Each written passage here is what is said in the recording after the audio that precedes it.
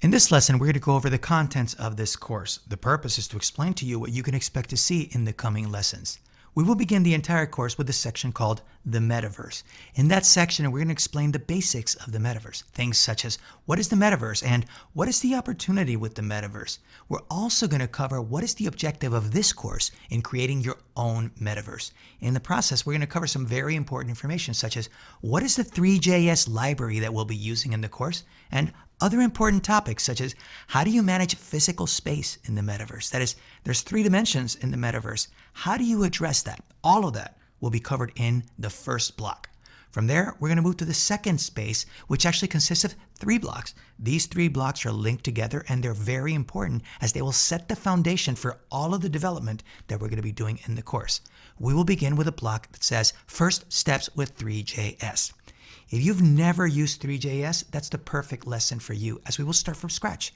And once we build all the basics and the foundation of how you can work with Three.js, you'll understand that this powerful JavaScript library will enable you to create a 3D environment in your browser. This is why it's so important to use Three.js when we're creating our own metaverse. Following that block, we'll move on to a block where we will develop a smart contract that will let us manage the creation of NFT tokens that will be linked to the metaverse that we're creating. This is a very important block as we need to have NFT tokens. And in that section, we will create the smart contract that will enable us to develop these NFT tokens. This block will help us produce all that. From there, we move to the third lesson in this second section where we'll look at how we can establish a connection between the blockchain and the metaverse. Let me explain. Three.js is one thing. Another thing is the smart contracts that we're using to create the NFT tokens. But finally, how do we connect all these separate elements so they work together? We will cover all that in that block of the connection between the blockchain and the metaverse. From there, we'll move on to the final block where we're going to explore some more advanced projects that use the Three.js library.